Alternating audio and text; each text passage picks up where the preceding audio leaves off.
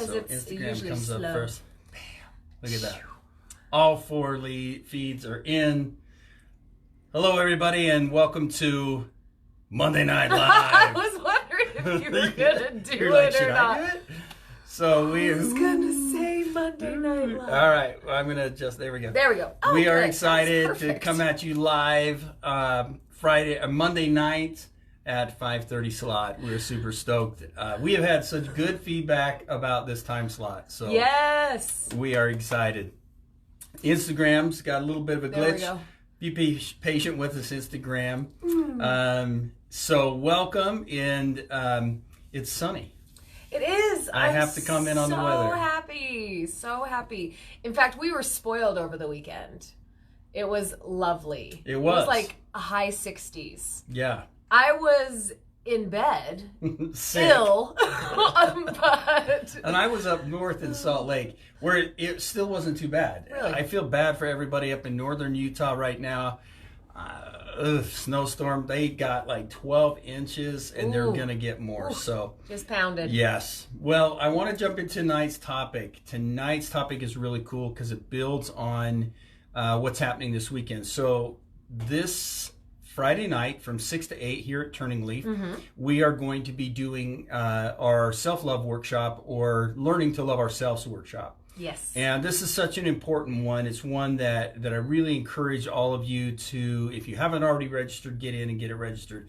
We're really going to be working on and helping ourselves, helping us understand how to invest into ourselves, how to talk differently to ourselves, how to value ourselves, but most importantly is how we think about ourselves and how we feel about ourselves, which is driving the rest of this machinery in our brain. Yeah. And I love that we focused on this around the Valentine's Day because, Valentine's is all about like loving the people that you love, right? But I saw a meme like a year or so ago that was like, if you were to name all of the things that you love, how long would it take you to put yourself on that list? Yeah. And so when we were kind of designing and talking last year, actually, this is our second annual self-love workshop, learning to love yourself workshop, that's the first forefront of this month, this Valentine's exuberance. I can't think of words very good tonight. My brain is it's the Mucinex talking. It's so bad. But like, just like how, like that we can really focus in on loving ourselves. Right. And that is such an important aspect that we really struggle in our lives and in our relationships, is really valuing that piece of who we are. And that's why tonight's topic is so important as well. And the topic came from Bonnie. She threw it out there. It was such a great idea. Yes, thank you, Bonnie. And it's in alignment with this weekend, ironically, which I loved. And it is how to respect yourself. And as she said it, it really hit me. It's like, Cal, that is a good thing for us to be talking about, because a lot of us don't recognize how much we disrespect ourselves. Right. And I loved the angle too, because self-care, self-love, self-worth, like those are pretty normal language things that people throw around all the time, right? But not often self-respect. Right. Like to respect yourself. And it's so interesting because we think that respecting ourselves oftentimes is being vain or being arrogant or being, arrogant. Right. Or pushy or right. bossy or bitchy or whatever you might call it, right? A lot, I think sometimes people that stand up for themselves in an aggressive way to respect themselves, they get those kind of negative context put upon them. Yeah. And we've talked about, in the past, stand up for yourselves. Right. We've done episodes on standing up for yourselves. And this one is really pushing into how do you create respect for yourselves. And the first thing that really strikes me is how we talk to ourselves. Yes. What are the simple things that we say every day? And a lot of it we don't really pay attention to. It's such a subtle tone going on in the background. It's kind of like that music in the elevator, the music in the grocery store. you really just don't pay attention to the fact until you're like whistling the tune or you're humming along, and then you become aware. But really, that negative self-talk impacts us the same way. It's impacting us in a very same way, where that negative self-talk is that undercurrent, that undertow, but eventually, just like that music in the store, you're going to start humming along. Right. And in other words, you're going to start reacting. Yes. I like to liken it to the score in a movie. Have you ever seen that? Like, watched a movie where there was none of the music playing, and how off-putting it is, right? Yeah. Like, it's very offsetting. And so when you're working on switching those, and we're going to talk about all the different ways that you can work on doing that self-talk thing, but when you're switching it, it kind of feels like that offsetting in the movie. Right. You know, like where there was this constant playing undertone, and I love how you put it, that we aren't even really aware of it until you start working on it, and then it's like, whoa, this is different. And it's uncomfortable. It is because the shifting from the old to the new oftentimes changes things up to the point where we feel awkward or we feel uncomfortable, and it's easier to go back to the old because it's what we know. Right. And I remember about 10 years ago in a seminar where I was talking about self-talk and the negative self-talk that we get into. And I remember a woman raising her hand, and she's like, well, what else are we supposed to do? I mean, how do we motivate ourselves if we're not hard on ourselves? Oh. And I think that's, that's the thought process. Right, that's usually where our brain goes. And what I told her is there's a difference between being hard on yourself and motivating yourself. If you think that being hard on yourself and motivating yourself are the same things, that's part of the problem. Right? Because we've gotten into that belief system where it's this negative self-talk, this negative grind on yourself, and yelling and screaming. And I see it happen a lot. I'll see athletes that will be hard on themselves, and they'll be screaming and yelling at themselves, thinking that that's going to solve things. Right. And maybe that gets them motivated through a tournament, but over time, they're going to fall apart. Absolutely. Well, and not to mention, here we are talking about self-respect, but just kind of that downward spiral that happens when we really let go and permit ourselves to speak to ourselves that way. Right. And then we can get into all the different layers and levels of health problems that start to arise with that kind of stuff. We're seeing a lot of the connection between the body and the mind. Absolutely. It's always been there. Yes.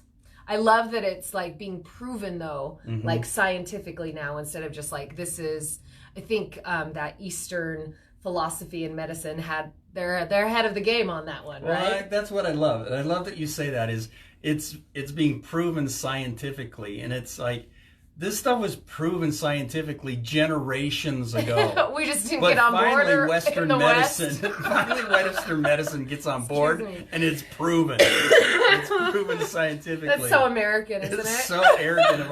That in and of itself is arrogant. We will approve that now that this disease is caused by negative, thinking or having negative thoughts and living a negative. Now we will qualify it here. What year is it? 2020. Or whatever it was. And yet, so the Eastern medicine had already told us that eons ago. Right. So yes, we do, and we are seeing it in our culture a lot, where there is a rise in so many physical ailments, especially right now with the way the negative self-talk is. And so there's a couple areas that I wanted to focus on tonight that we've got to work, if that's okay. Absolutely. Let's dive into So the first one obviously is going to be the negative self-talk. And a lot of times people think, well, how do I move away from negative self-talk? Do I have to try all these other little techniques and things that we do? Like if I think one bad thought, I have to think 5 positive thoughts, or put a rubber band on my wrist and flick it every time I have a negative thought. And the answer is actually no, we don't need to do that. So it's refocusing and reframing is the tool. So the negative thought comes in, I'm so ugly, and so I'm going to, instead of I'm going to refocus and reframe. And here's how you're going to do it. The way you're going to refocus and reframe is you're going to focus on what you're trying to create in life every day. Mm-hmm. So what is it you want to create? So Kate, what would you want to create today? Today I would love to create a feeling of wellness. Of wellness. Of health and wellness. So here's a perfect... Because I'm feeling sick still. So this is a perfect example. I love this. So I want to create a feeling of health and wellness. Now all of a sudden you start into a coughing fit, and what runs through your mind? Well, I'm still sick. Right? So instead what we want to do is we want to refocus and reframe that. So how could you refocus that and reframe it? Because in alignment with what you want to create. You want to create what? Health and wellness. I want to feel good. I want to feel good. I want to be feeling better. And the thought was, oh, well, I'm still sick. So you want to refocus that and reframe it by saying what to yourself? I want to say something like, my body is getting better every day. Okay. Something like that. My body's getting better every day. Reframing it too. I can reframe it as coughing is a part of me getting better. Mm-hmm. I've got to get all that stuff out of my lungs. So this is a part of the process. Oh, I've really been trying to grab onto gratitude while I've been sick as well. And so maybe just thanking my lungs for having the capacity to get the expectorant out. Get it out. And so that's one of those things that we've got to refocus it and we've got to reframe it in a way. But the way we do it is we anchor it into what are we trying to create? Where am I going with this? What is it I want to create?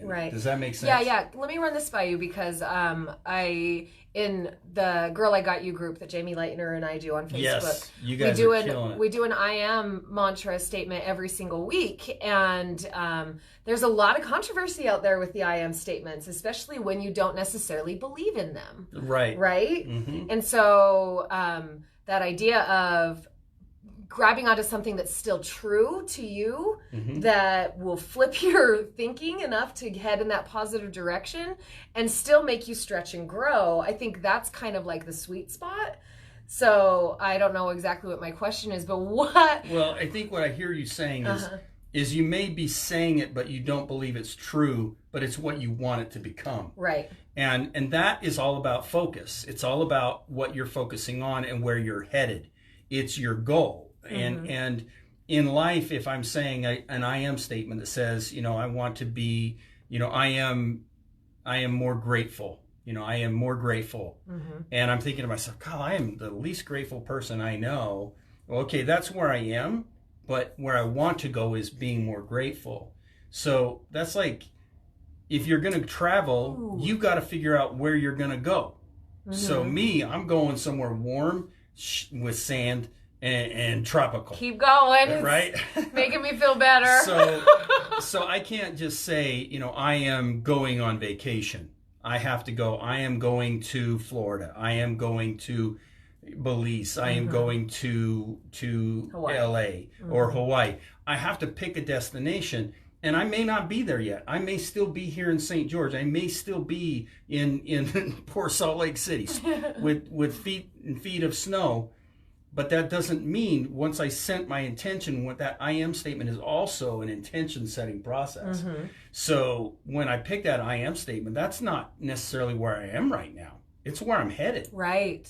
And really just grabbing on to your belief of it. Yes. And not necessarily being and that is 100% true. You can grab onto the truth of that's what I believe. That's what I want to create. Whether or not it's true today is irrelevant. That's right. It's where you're headed. It's perfect. And that's the difference. I think a lot of people get confused with the I am statement, thinking that it has to be who they are right now. Right. Even though it technically is. But it's where you're wanting to go. So respecting yourself. So we've got to focus on where we want to go, what we want to create, where we want to go.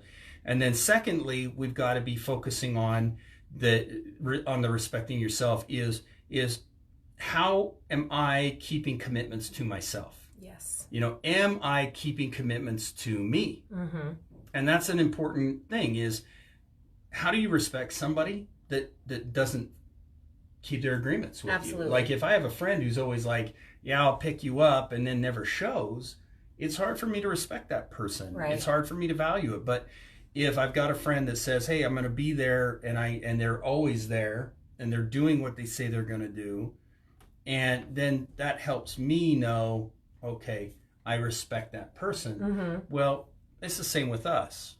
are we making commitments that, number one, are healthy for us, and number two, that we're keeping? Yeah, I love it. And I think a cool piece of that too is like, if you're at a place where you have not been keeping your commitments with yourself, don't start at square 40. Like, start back where you are, right? You're not going to say, okay, all right, now I'm keeping all my commitments to myself, and I'm going to do this and this and this and this and this, because this is where I get tripped up, right? Like, all of us overachievers, human doers instead of human beings, right? Like, all of us that struggle with that kind of a thing are just going to get, okay, great, and we're going to grab and run it. And it's not humanly possible to keep all of those commitments. Like, you gotta thin it out, and you gotta prioritize and start small, I think is key there.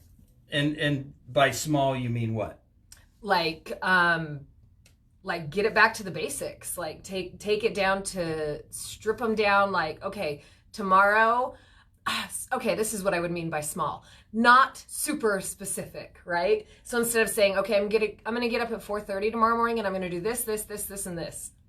That's not reality for me. That's not reality for me. But to say, tomorrow I'm going to go for a 15-minute walk leisurely because my lungs are still struggling, but I want to get my body some motion, right? Right.